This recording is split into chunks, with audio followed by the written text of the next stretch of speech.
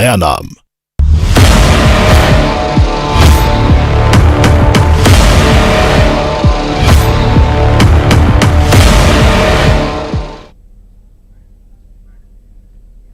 नमस्कार, बहुत स्वागत है आपका। सत्ता का महासंग्राम देख रहे हैं आप। मैं हूं रीनू। सबसे पहले बात भोपाल से बड़ी खबर की। एमपी की ब्यूरोक्रेसी में होगा बड़ा फेरबदल। सीएम डॉक्टर मोहन यादव बदलाव की तैयारी में जुटे हैं। मुख्य सचिव वीरा राणा के एक्सटेंशन से पहले मिलेगा नया सीएस। डीजीपी सुधीर सक्सेना का कार्यकाल भी 2 मार्च को हुआ पूरा। मुख्य सचिव के दावेदारों में डॉक्टर राजेश राजौरा का नाम शामिल है। मोहम्मद सुलेमान, एसएन मिश्रा के भी नाम शामिल हैं। केंद्र में पदस्थ अनुराग जैन का नाम भी चर्चाओं में है।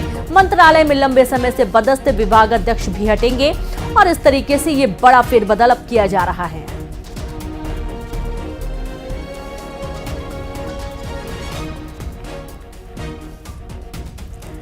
तो खबर भोपाल से आपको दे रहे हैं, जहां पर एमपी की ब्यूरोक्रेसी में होगा बड़ा फेरबदल। सीएम डॉक्टर मोहन यादव बदलाव की तैयारी में जुटे हुए हैं और इसके चलते मुख्य सचिव वीरा राणा के एक्सटेंशन से पहले नया सीएस मिलेगा। और डीजीपी सुधीर सक्सेना का कार्यकाल भी 2 मार्च को पूरा हुआ। मुख्य सचिव के दावेदारों में डॉक्टर राजेश राजौरा का नाम शामिल है। मोहम्मद सुलेमान, एसएन मिश्रा के नाम पर भी चर्चा जोरों पर है। केंद्र में पदस्थ अनुराग जैन का नाम भी चर्चाओं में बना हुआ है। मंत्रालय में लंबे समय से पदस्थ विभागाध्यक्ष भी हटाए जाएंगे और एक बड़ा बदलाव अब देखने को मिलेगा। खबर भोपाल से है। एमपी की ब्यूरोक्रेसी में बड़ा फेरबदल देखा जाएगा। सीएम डॉक्टर मोहन यादव इसके चलते अब तैयारी में जुटे हैं। चर्चाएं हो रही हैं। मुख्य सचिव की जो भूमिका निभा रहे हैं वीरा राणा, उनके एक्सटेंशन से पहले नया सीएस मिलेगा। और सीधे रुख करेंगे, संवाददाता शैलेंद्र चौहान जुड़ गए। शैलेंद्र, मुख्य सचिव वीरा राणा के एक्सटेंशन से पहले नया सीएस मिलने की बात कही जा रही है और कई सारे नाम हैं जिन पर चर्चाएं जोरों शोरों से चल रही हैं। हाँ जी, देखिए बिल्कुल, अब लोकसभा चुनाव हो चुका है और मध्य प्रदेश में सभी सीटें बीजेपी जीत चुकी है। अब सरकार की जिम्मेदारी है कि किस तरीके से मध्य प्रदेश सरकार को चलाया जाना है और किस तरीके से ब्यूरोक्रेसी में बदलाव करना है। तो इसको लेकर चर्चा हो चुकी है। सीएम डॉक्टर मोहन यादव 1-2 बैठकें भी कर चुके हैं, सारा फीडबैक भी ले चुके हैं और निश्चित ही जो अब जो मानसून सत्र होना है जो विधानसभा का, उसके पहले ये ब्यूरोक्रेसी की सर्जरी होगी। तो सबसे अहम 2 पद हैं। सीएस का है, जो वीरा राणा है वो एक्सटेंशन पर है और उनको ऐसा माना जा रहा है कि जो उनका एक्सटेंशन खत्म होने के पहले या तो नए सीएस को ओएसडी बनाकर ताजपोशी कर दी जाएगी या फिर जो वीरा राणा का एक्सटेंशन को लेकर कुछ फैसला आता है। लेकिन ज्यादा संभावना इसलिए है कि नया सीएस होगा और इसके लिए 3 बड़े नाम, मोहम्मद सुलेमान जो सीनियर काफी ब्यूरोक्रेट्स आईएएस है और उनका नाम चर्चा में, राजेश राजौरा है, डॉक्टर राजेश राजौरा भी बड़ा प्रशासनिक अनुभव है, काफी सीनियर है और उनका ब्यूरोक्रेसी में वर्किंग को काफी माना जाता है। तो ये नाम है। इसके अलावा केंद्र से अनुराग जैन केंद्र में प्रतिनियुक्ति पर, अगर उनको केंद्रीय सचिव की जिम्मेदारी केंद्र सरकार में मिलती है तो वो फिर यहाँ नहीं आएंगे, नहीं तो उनका नाम भी प्रमुख दौड़ में। इसके अलावा एसएन मिश्रा, ये 3-4 बड़े नाम हैं और ऐसा माना जा रहा है कि अब वीरा राणा को इस बार एक्सटेंशन के देने के बजाय सरकार अब नया सीएस चुनेगी, नया चेहरा होगा। ब्यूरोक्रेसी में ये बड़ा बदलाव होगा। इसी तरह अगर बात की जाए प्रशासनिक मुखिया की, तो प्रशासनिक पुलिस मुख्य प्रमुख भूमिका में तो जो सुधीर सक्सेना डीजीपी, उनका बदलाव होगा। वो उनको 2 साल हो चुका है, तो उनकी जगह, सुधीर सक्सेना की जगह अरविंद कुमार है, अजय शर्मा, ये बड़े नाम है, सीनियर आईपीएस है। इनमें से किसी की को पदस्थ किया जा सकता है। तो निश्चित ही मध्य प्रदेश सरकार के जो 2 प्रमुख चेहरे हैं जो प्रशासनिक काम संभालते हैं, वो दोनों ही डीजीपी और सीएस, ये दोनों बदलेंगे। बहुत शुक्रिया आपका शैलेंद्र, बहुत शुक्रिया आपका तमाम जानकारी के लिए। आगे भी आपसे अपडेट लेते रहेंगे इस मामले को लेकर। सियासी हलचल के बीच आज 4 बड़ी खबरों पर सबकी नजर रहेगी, जिसमें पहली खबर, आज एनडीए संसदीय दल की बैठक होगी। सेंट्रल हॉल में होने वाली बैठक में प्रधानमंत्री मोदी को औपचारिक रूप से नेता चुना जाएगा। तो वहीं राष्ट्रपति भवन में मोदी के शपथ ग्रहण की तैयारी भी तेज हो गई है, जिसमें कई देशों के राष्ट्राध्यक्ष शामिल होंगे। तीसरी बड़ी खबर नई सरकार के गठन पर मंथन की है, जिसका हर पल का अपडेट हम आपको देते रहेंगे। चौथी बड़ी खबर है कि नरेंद्र मोदी 9 जून की शाम को तीसरी बार प्रधानमंत्री पद की शपथ लेने वाले हैं।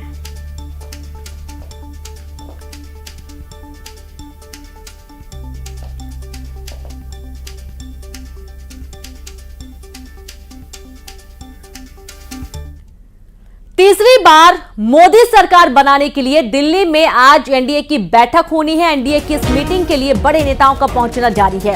एनडीए की बैठक में बीजेपी अध्यक्ष जेपी नड्डा पीएम मोदी को एनडीए के संसदीय दल के नेता चुने जाने का प्रस्ताव रखेंगे।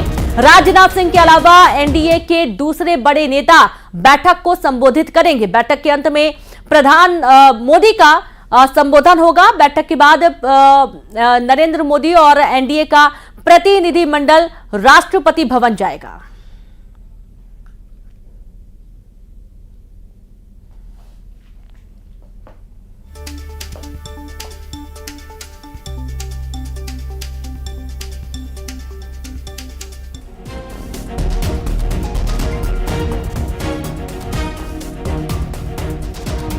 तो 9 जून को प्रधानमंत्री पद की शपथ लेंगे नरेंद्र मोदी और 9 जून को शाम 7:15 बजे शपथ ग्रहण समारोह होगा, जिसमें अलग अलग देशों के जो राष्ट्राध्यक्ष हैं वो पहुंचेंगे और इसमें थोड़ी ही देर में सेंट्रल हॉल में एक बैठक शुरू होने वाली है, जिसमें मोदी को चुना जाना है और उनका नाम सामने आ रहा है। अब इस तरीके से आप देखिए कि जो तैयारियां हैं वो जोरों शोरों से हो रही हैं। तीसरी बार मोदी सरकार बनाने के लिए दिल्ली में आज एनडीए की बैठक में चर्चा होगी। एनडीए की इस मीटिंग के लिए बड़े नेताओं का पहुंचना जारी है और एनडीए की बैठक में बीजेपी अध्यक्ष जेपी नड्डा, नरेंद्र मोदी, एनडीए के संसदीय दल के नेता चुने जाने का प्रस्ताव रखेंगे।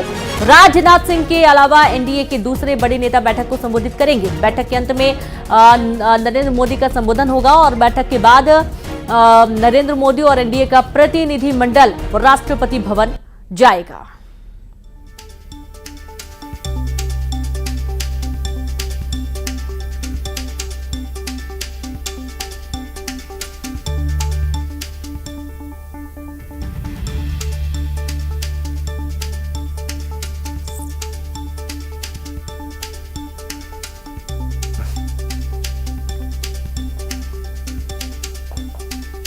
और चलिए सीधे रुख करेंगे, संवाददाता विनीत जुड़ गए हैं। विनीत, तीसरी बार मोदी सरकार बनाने के लिए तैयारियां शुरू हो चुकी हैं और आज एक प्रमुख बैठक शुरू होने वाली है। उद्देश्य है कि जो चर्चा होगी उसमें नरेंद्र मोदी को संसदीय दल का नेता चुने जाने को लेकर प्रस्ताव रखा जाएगा। विनीत, हाँ जी, निश्चित तौर पर रेनू मैं आपको बताना चाहूंगा कि अब से थोड़ी देर बाद प्रधानमंत्री नरेंद्र मोदी जो है वो संसद भवन परिसर पहुंचेंगे और उसके बाद एनडीए की बैठक जो है वो शुरू होगी। लेकिन उसके पहले मैं आपको बताना चाहूंगा कि तमाम जो एनडीए के सांसद हैं, नए चुने हुए सांसद हैं, वो उनके संसद भवन पर पहुंचने का सिलसिला जो है वो शुरू हो गया है। इसके साथ ही साथ अगर हम बात करें मध्य प्रदेश और छत्तीसगढ़ दोनों ही राज्यों के मुख्यमंत्री जो है वो भी संसद भवन परिसर जो है वो पहुंच गए हैं और वहां पर जब एनडीए के संसदीय दल की बैठक होगी वहां पर प्रधानमंत्री नरेंद्र मोदी को फिर से तीसरी बार अपना नेता जो है वो एनडीए चुनेगी और उसके बाद ही प्रधानमंत्री नरेंद्र मोदी जो है वो जाएंगे और वह सरकार बनाने का जो दावा है वो राष्ट्रपति के पास जो है वो पेश करेंगे। लेकिन सबसे महत्वपूर्ण यह बात हो जाती है कि जिस तरह से गठबंधन को इस बार जीत मिली है, जैसा कि हमने देखा कि प्रधानमंत्री नरेंद्र मोदी जीत के बाद जब बीजेपी राष्ट्रीय मुख्यालय पहुंचे थे उस वक्त भी उन्होंने एनडीए के नाम को बीजेपी के नाम से ज्यादा तवज्जो दी थी। कई बार जो है वो उन्होंने एनडीए का नाम लिया था और उसके बाद अब जब वो संसदीय दल के नेता चुने जाएंगे, एनडीए के संसदीय दल के नेता जो है वो चुने जाएंगे, उस वक्त भी एनडीए के सभी घटक दल जो है वो मौजूद रहेंगे। तमाम कई राज्यों के मुख्यमंत्री जो है वो मौजूद रहेंगे। मध्य प्रदेश के मुख्यमंत्री भी मौजूद हैं, साथ ही साथ छत्तीसगढ़ के मुख्यमंत्री भी मौजूद रहेंगे। पिछले 50-60 सालों में नहीं हुआ, ये तो सभी लोग जानते हैं। और 5 साल का जो मौका मिला है, लगातार तीसरी बार प्रधानमंत्री होने का मौका मोदी जी को मिला है। ऐतिहासिक क्षण होगा और इसलिए आज की बैठक भी बहुत ही महत्वपूर्ण है।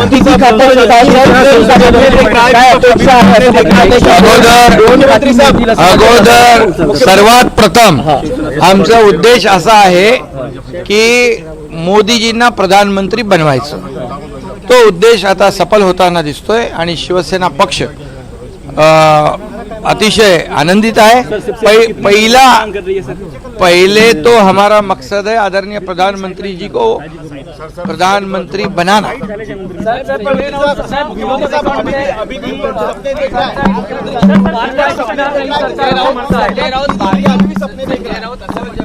महाराष्ट्र की सरकार स्थापित हुई ना, तभी पहले दिन से बोल रहे थे महाराष्ट्र की सरकार जब स्थापित हुई तब पहले दिन से बोल रहे थे कि सरकार आज गिरेगी, कल गिरेगी, परसों गिरेगी। सही ज्योतिष उनको नहीं मिला अभी तक, और इसलिए आज विपक्ष फेल हो चुका है। विपक्ष पूरी तरह जनता ने उसको उसकी जगह दे दी है, दिखा दी है। कई लोग तो मोदी जी को कहते थे तड़ी पार करो, तो जनता ने उनको सत्ता से रोककर तड़ी पार कर दिया है।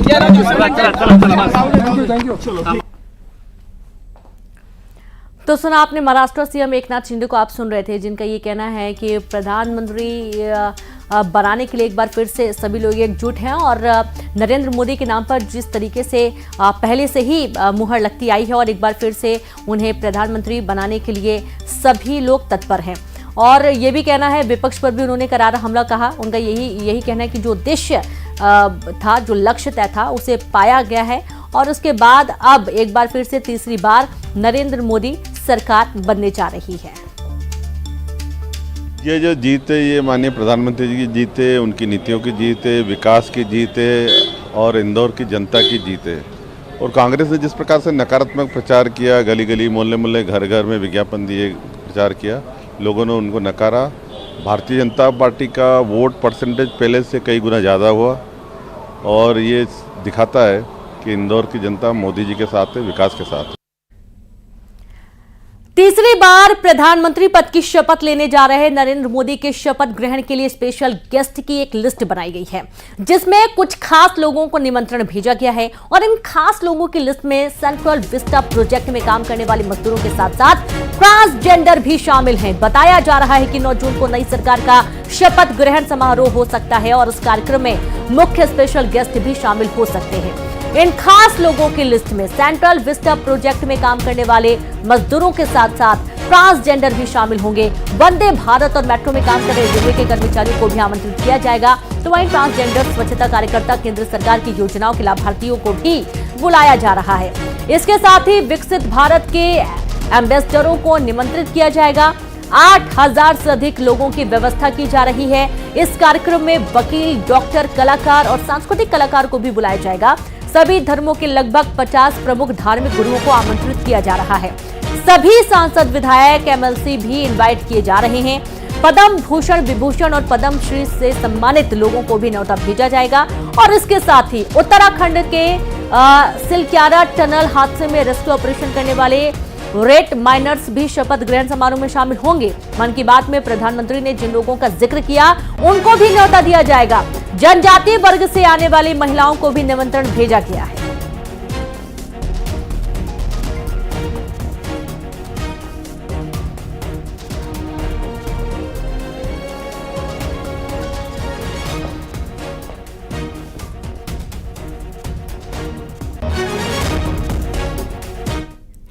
लोकसभा चुनाव हार पर कांग्रेस में मंथन, कमलनाथ सोनिया गांधी को देंगे रिपोर्ट। जहां छिंदवाड़ा समेत एमपी में पार्टी की हार पर मंथन किया जा रहा है। दरअसल थोड़ी ही देर में सोनिया गांधी के आवास पर बैठक होनी है और जिस तरीके से मध्य प्रदेश की मात्र एक सीट, जो कि कांग्रेस का गढ़ कही जाती थी, कमलनाथ का गढ़ कही जाती थी और ऐसा माना जा रहा था कि जो विकास के मॉडल के रूप में छिंदवाड़ा को प्रदर्शित किया जा रहा है, वो सिर्फ और सिर्फ कमलनाथ की वजह से किया जा रहा है। अब एक बड़ा बदलाव किया बीजेपी ने। यहां पर 29 की 29 लोकसभा सीटों पर बीजेपी ने कब्जा जमा लिया। क्लीन स्वीप हो गया, बीजेपी ने कर दिया। और उसके बाद अब कांग्रेस के लिए मंथनों का दौर है कि आखिरकार एक भी सीट ना बढ़ने का मध्य प्रदेश में कारण क्या हो सकता है। सीधे रुक करेंगे, संवाददाता अशरफ काजमी जुड़ गए हैं। अशरफ, वाकई में ये हैरान करने वाला वाकया है, जहां एक तरफ कांग्रेस की अन्य राज्यों में सीटें बढ़ती हुई नजर आई हैं और वहां दूसरी तरफ मध्य प्रदेश की एक सीट थी कांग्रेस के खाते में, छिंदवाड़ा, वो भी चली गई। और जो कोशिश की जा रही थी कि सीटों पर इजाफा होगा, लेकिन वो तो बिल्कुल माइनस में चले गए।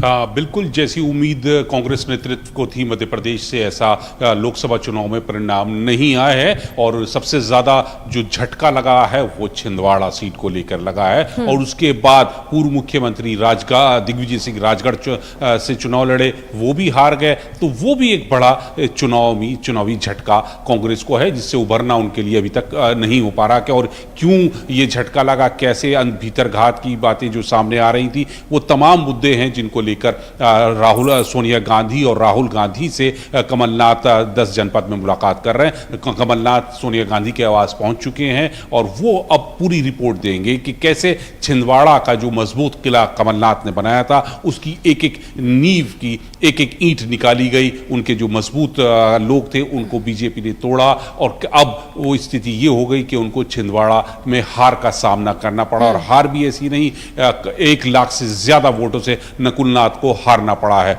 और यही कमोबेश स्थिति राजगढ़ के बारे में बताई जा रही थी, जहां पे दावा किया जा रहा था कि दिग्विजय सिंह का बहुत मजबूत है, वो यहीं के रहे और उनका बहुत बड़ा गढ़ है, वो जीत जाएंगे, लेकिन वहां पर भी उनको हार हुआ। आपको बता दूं कि देखिए कि मध्य प्रदेश में सबसे ज्यादा कांग्रेस की 2 सीटें हुआ करती थी, एक तो छिंदवाड़ा, और जब तक कांग्रेस में ज्योतिरादित्य सिंधिया रहे तो गुना एक मजबूत सीट थी। लेकिन 2019 के चुनाव में वो कांग्रेस के टिकट पर हार गए थे, तो वो भी उनका गढ़ खत्म हो गया था। इसी के बाद उन्होंने सिंधिया ने भाजपा ज्वाइन कर ली और हालांकि अब 2024 में वो गुना से एक बार फिर घटक दल है और लंबे समय से घटक दल है, प्रारंभ काल से नहीं। 24 जो है कांग्रेस के लिए अच्छा नहीं है। छिंदवाड़ा वो हार चुके हैं।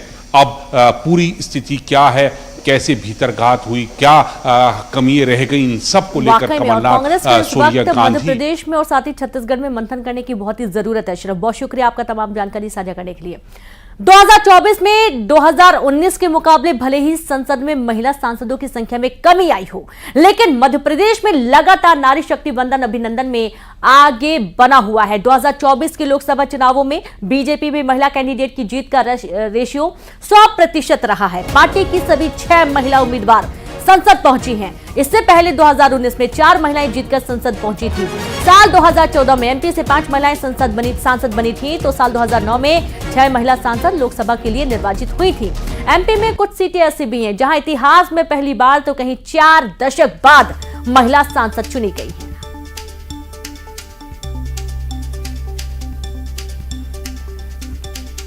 तो 2024 में 2019 के मुकाबले भले ही संसद में महिला सांसदों की संख्या में कमी आई है, लेकिन मध्य प्रदेश में लगातार नारी शक्ति वंदन अभिनंदन में आगे बढ़ा हुआ है। 2024 के लोकसभा चुनावों में बीजेपी में महिला कैंडिडेट की जीत का रेशियो 100% रहा है। पार्टी की सभी 6 महिला उम्मीदवार जो चुनावी मैदान में थी वो संसद पहुंची है, चुनाव जीत कर आई हैं। और इससे पहले 2019 में 4 महिलाएं सांसद बनकर पहुंची थी संसद। और साल 2014 की बात करें तो एमपी से 5 महिलाएं सांसद बनी थी और साल 2009 में 6 महिला सांसद लोकसभा के लिए निर्वाचित हुई थी।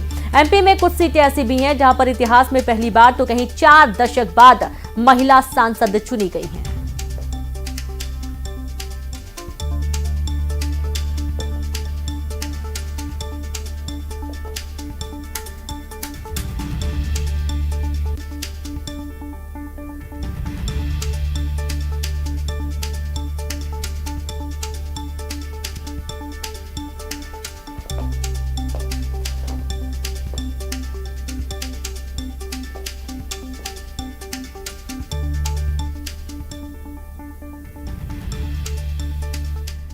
मध्य प्रदेश के कई जिलों में मौसम का मिजाज बदला नजर आ रहा है। ग्वालियर में 14 दिन बाद गुरुवार को भीषण गर्मी से राहत मिली, जहां अधिकतम तापमान में 3 डिग्री सेल्सियस की गिरावट दर्ज की गई है। साथ ही ग्वालियर चंबल संभाग में आज बारिश के आसार हैं। इंदौर, रायसेन, सीहोर, विदिशा, बैतूल, खंडवा सहित प्रदेश के 21 जिलों में आंधी और बारिश का येलो अलर्ट जारी किया गया। दूसरी तरफ दमोह, शिवपुरी जैसे जिलों में तापमान में 24 डिग्री के पार बना हुआ है। मौसम विभाग ने अगले 2-3 दिन तक प्रदेश में ऐसे ही मौसम की भविष्यवाणी की है।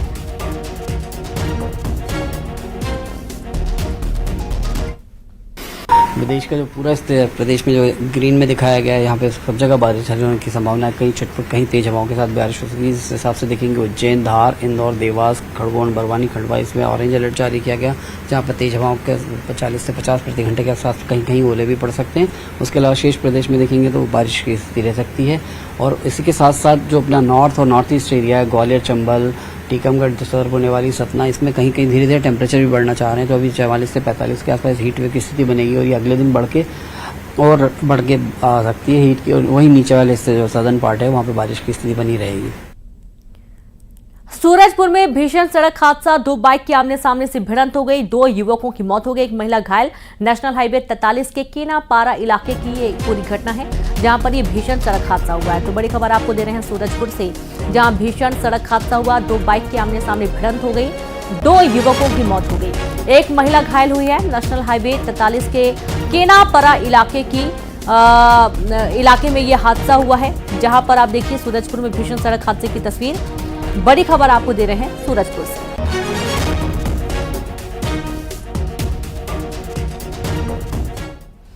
और डिंडोरी से खबर है, जहां पावर हाउस में आग लग गई। पावर हाउस में भीषण आग लगने का मामला सामने आया है। पावर हाउस पूरी तरीके से जलकर राख हो गया। बजाग मुख्यालय में बिजली व्यवस्था ठप नजर आई। बजाग में बिजली कटने से ग्रामीण काफी परेशान नजर आए। भीषण गर्मी के चलते ये हादसा हुआ है और ये तस्वीरें आप देखिए, जहां पर आप देखेंगे डिंडोरी में बिजली सप्लाई इस दौरान बाधित हुई है। भीषण आगजनी की खबर और ये तस्वीरें भी सामने आई हुई है। आग की लपटें देखकर आप अंदाजा लगा सकते हैं कि कितना भारी नुकसान यहां पर हुआ है।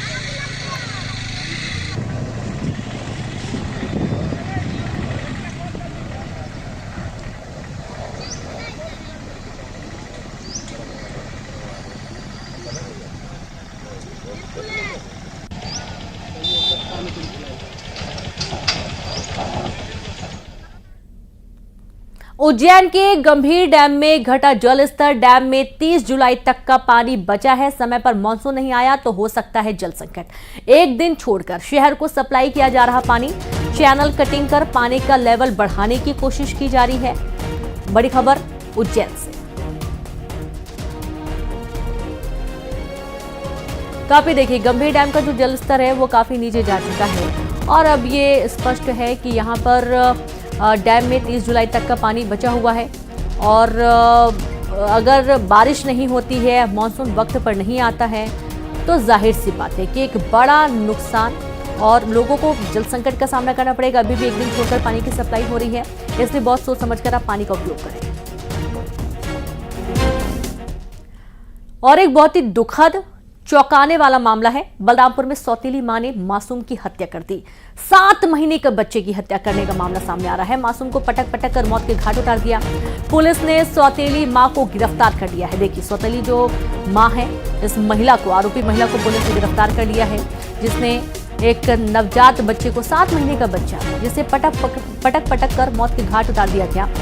सौतेली मां की ये करतूत, क्यों ये किया गया, कई सारे सवाल। हालांकि जो आरोपी महिला है उसे गिरफ्तार कर लिया गया है और अब कठिन से कठिन कार्रवाई किए जाने की बात कही जा रही है।